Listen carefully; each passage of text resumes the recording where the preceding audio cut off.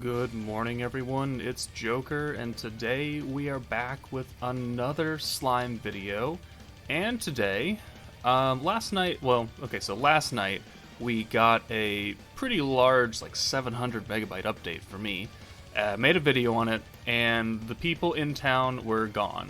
However, that does seem to be fixed now, so all of my characters are showing up, all the normal Bond experience units you can see. And also, they have implemented the move function, so I've already talked to Soe and Shuna, and so who's the furthest away? So, Gaijin's over there, Shion, Ranga. Ranga's all the way back there, so let's go talk to Ranga. So we can move to Ranga and immediately go into his Bond conversation, which is pretty nice. And you can see that the lag between moving between characters is minimal, if any. So, I mean, let's move to Shion, and that could have taken a lot longer for all intents for moving across the map and having to reorganize all these assets in the background and the character models. So that is a very good kind of warp function.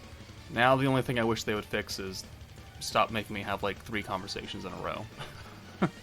But I do like that we can teleport around the town now and go talk to people. That way I don't have to walk, because I'm lazy and I don't want to walk anywhere because I'm fat and, well, lazy. Yeah, lazy covers it. Let's see. Let's pull up the Twitter. And they did say 9 hours ago, actually. Wow. So 1 o'clock for me, 1 a.m. for me, they fixed it. So regarding the problem that occurred today, we would like to inform you that it has been resolved. We apologize for the inconvenience. So everyone shouldn't have that problem anymore. If you do, maybe restore your game data, reset the game, go back into it, and it should be fixed. The other thing that I see besides that, we'll go over that in a minute, is this right here. So this says, we released version 1.2.0 at each store today. It may take some time to reflect. The forced update is scheduled for around 10 o'clock on April 25th.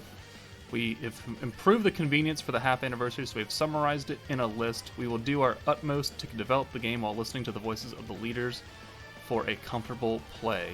And so, if I take a handy picture of this with, the all-powerful Google Translate, if I can get around my mic. Okay. Number 1 up here is added Chapter 13 and 14 and have the stamina consumption of the main story quest for 10 days after starting the game. Okay. Founding. Added a new area river district where facilities can be built, adjusted the position of the camera for each office level, and adjusted the new badge to be displayed normally on the appointment icon. So we have already seen the adjustment of the camera angle. Now it's like really high up, and it allows you to see the entire town. Let's take care of Hakuro, and then we'll go see that. The next item down the list is home. If you press the move button on the list of friends in your home, it will be applicable, repaired to move immediately to the character, so we literally just tested that out. So let's talk to Hakuro, and then let's go into the build nation. Oh my god, he has more to say. Alright, so go to menu, go to build nation, and you will see that we are super panned out. Eventually. There we go. So you can see literally the entire town, all of your spaces to build. I do enjoy that. Plus I'm on PC and I don't know how to zoom out on BlueStacks right here, so I do like that this is already zoomed out for me. But moving back into this, let's see. Story event. Unlimited number of exchangeable items, giant magic wings, superb magic fangs, and superb skins. So I'm assuming that with the upcoming story event, if we go into the shop for the current story event for training places, this is talking about the magic fangs, the hides, and the feathers. And so currently you have a limited number of exchangeable times. I think it's like 2 or 4 or something. But according to the new update, the new story event, you can just buy these as much as you want, which is great. Which means that I'm going to go back and start parallel processing the stage after I buy all the useful stuff out of the shop that's on discount, so I can buy as many magic fangs as I would like, or am able to. So that's perfect. I do enjoy that. That is another quality of life update that I do appreciate. Next is fellow, if you... Let's say, I think it's this one? Yeah. If you have two types of attribute effects in the Blessing character's Blessing Guidance, the display icon has been changed so that the second type of attribute icon is also displayed, and there's no change to something. No change to Ka. I don't know what that means. But we do know what it actually in-game means. That's the protection character, double attribute showing now, so you lead 2 categories, you get 2 categories on your image right here, so pretty cool. Troop function improves so that you can check the list of skills, battle skills, and characteristic traits from the character select. So that that is the skills matrix down here. When you go in, this whole thing, skills, battle skills, traits. Next is the blacksmith. Change the material used for restrike of event equipment to a general purpose material such as magic ore, and added various blacksmith spear to the restrike material. So obviously that is not in game yet, because if I go into the forge, I cannot reforge my Benimaru armor that I'm missing a point on with anything but the event items. So once the anniversary starts, I will be able to use like magic ores and reforge this back up, because I'm a fool and I didn't know how to play the game correctly when Benimaru first came out, but that's okay. And then, then shop. Among the event rewards held in the past, characters and equipment added recollection crystal exchange that can be exchanged for facility blueprints and etc. So that is a new shop where you can spend currency to buy the old free-to-play units and their gear and their skills, awakening skills, and everything regarding all the old free-to-play characters. Now, one thing to note is that they will be implemented one at a time. So we will not have immediate access to every single free-to-play character that's ever dropped. They'll come one at a time. We don't know what order they're coming in. So it could be Fire Shuna based on, what they showed during the live stream, of which that wouldn't make too much sense. I would think they'd start from the very, very beginning, but whatever. I don't know how long it's going to take for them to drop each one individually, but all we know is that are not all coming at once. So don't get your hopes up. And then the last thing on this list is improve the display skill costs and the display contents of character details. The displayed skill cost in character details. Skill. I mean, it looks the same. It looks the same. Still looks 15. It doesn't look any bigger. Okay, well, that is what it is. That's what this page is going over right now. You can translate it on your own if you missed any of this or you don't trust my translations. I wouldn't trust Google Translate for a lot of things either. However, speaking of not trusting Google Translate, we move on to the big fish right here. 3 days until the half anniversary, questionnaire scout, start of survey, chance to get past limited time characters, deadline until Wednesday, April 27th. Voting, this link here. So I will have this link in the description below for the video, so you can do it. Please be aware, though, that if you click on it, it's all in Japanese.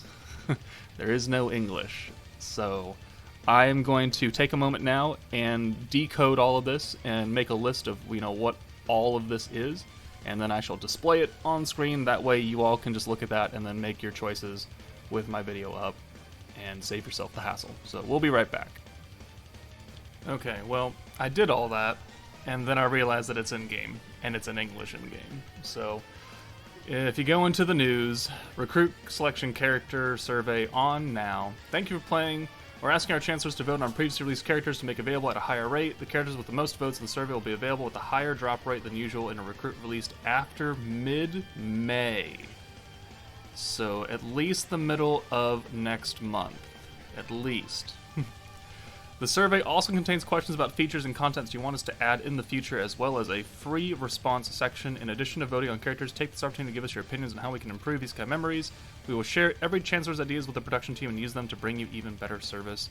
We would sincerely appreciate your participation in the survey, and you can only respond to the survey once per account. So we click on this link. I will have this link in the description instead of the Japanese one, that way you can all read it. So we would appreciate if you cooperate. Required items. How do you identify? I identify as a man. How old am I? I am 30 to 34. Spoiler alert. I'm old. Not really. Is there any content or functionality you'd like to see added to the game in future updates? Original stories, original costumes, seasonal events, battle content with more achievements to shoot for, usability improvements to nation building, new facilities connected with characters, expanded conversation interaction options, player ranking function, player-to-player interaction function, PvP, and crossovers. Not PvP. Player-to-player interaction, player-to-ranking, usability, battle content, seasonal, original. All of this. Pretty much all of this minus PvP. I don't want PvP right now. After playing the game, are there any improvements you would like? Tell us about them. I thought that was at the bottom, huh? Okay, well, I have a whole thing for this, so I'll go back to that. Please select 5 characters you'd like to be featured in the upcoming survey recruit. Recruit title to be determined. So 5 units. So we have all of the original, 5-star units until we get to here, starting at Diablo. So the top 5 units that I would choose, and I think that most people should choose out of this list that are not in the general pool already. We don't need a general pool rate up. We need rerun characters rated up. I would say Velzard. I would say Hinata. I would say Fire Milim. I would say Wind Valentine, and I would say Dark Milim. So these are the 5. Dark Milim because she is a very, very good magic DPS unit with a double orb change, and is one of the big 3 for protection gauge that will allow you to start a game with over half a protection meter. She is one of those units right here. Wind Valentine being probably still one of the best units in the game. Very solid, single target, double orb change, the special green orb change, and a heal. Still useful on almost every team. Wait, why did you... Okay, this is a Fire Milim for guaranteed crits for your entire team. I think that's pretty useful. This is probably my most questionable choice, though. So maybe this one is up in the air. And then Hinata being the second double or special orb changer for oranges, so 1 blue, 1 green to 2 orange. And the defensive skill, I don't use that much, but she is again a single target damage dealer with a very good special convert. So not a lot of people have access to that if they're just playing or miss the light meta. So very, very good pickup right there. And then finally, Velzard being one of the best magic DPS units in the game. Her Frostbite skill amplifies the effects of debuffs placed on an enemy, so by a certain, 1.3% percentage or something like that. So she can definitely hit very, very hard if you can set her up correctly. The other ones in here, Raphael is okay, Alice is okay, Leon is very specific.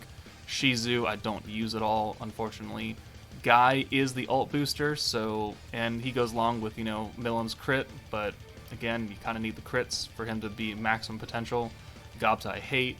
Veldora I hate. We don't talk about that one. Dark Rimuru is a decent pickup for an AoE magic user because he has guaranteed crits for 15 points, so I guess you can choose him if you want, but I don't really recommend it. Dark Veldora is another ult booster, but I don't run him very often. Diablo is probably the one I would switch with Milim if given the choice. Wait, can I choose more than 5? Wait, what? Yeah, well, it says 5. 1, 2, 3, 4, 5. Can I select 6? I totes can't. Well, it'll probably give me an error. So, Diablo is probably the one I would switch up between Milim and Diablo. The other 4 are pretty locked in for me. So that is who I would personally choose and who I think would bring the most value to most everyone's boxes right now if you're just starting out. So, solid DPS and protection gauge. One of the best units in the game, heals and double orb change. Guaranteed crits, double special orb change, single target, and then single target and DPS right there. Next, select 2 characters you'd like to be featured in the upcoming survey recruit. Oh, these are protection units. Select 2 characters, 2 protection units.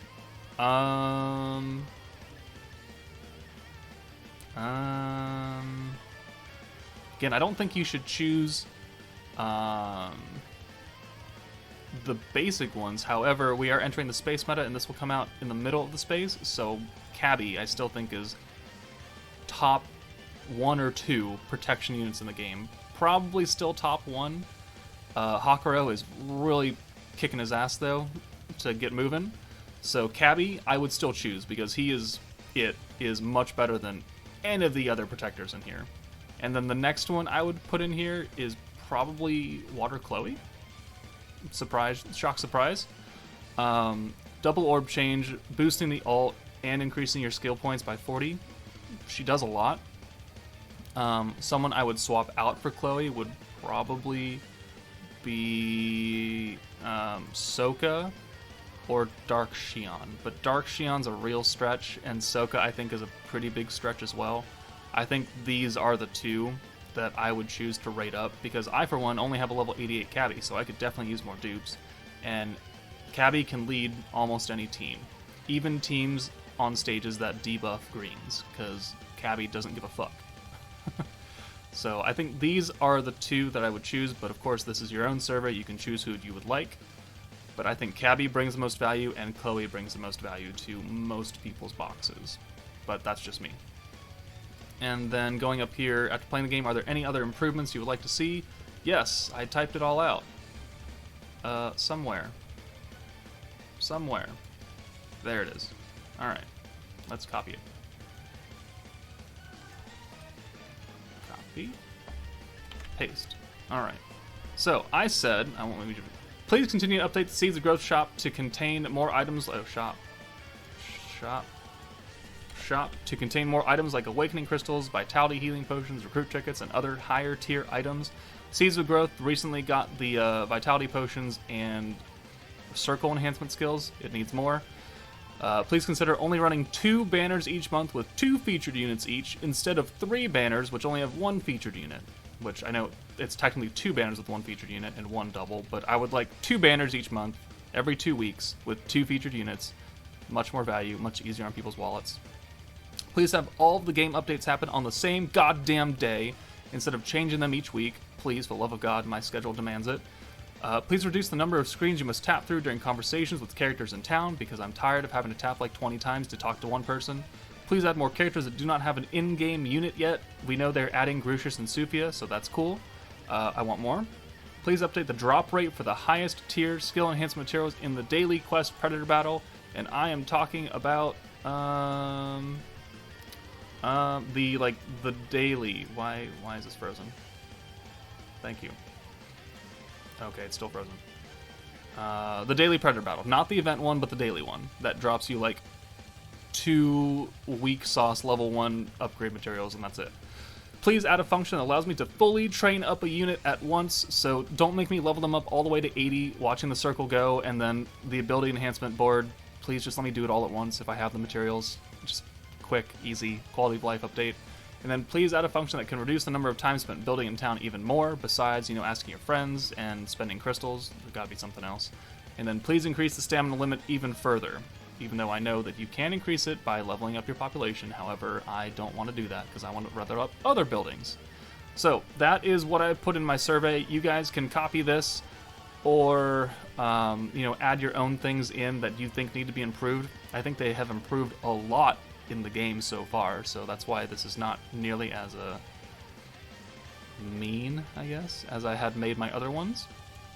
But that's it for me. Go ahead and do this survey. Link is either in the game or it will be in the description below. Half anniversary starts in 2 days, 24th, 7 p.m. So prep up. Everyone start, grinding up magic cores, magic rocks, magicules to train up people, gold. Do all that now. That way you're not stuck parallel processing stupid things when the new units drop instead of playing the new events. So get that out there. Get it in your system now. But that's it for me, guys. Take it easy, and I'll see you later.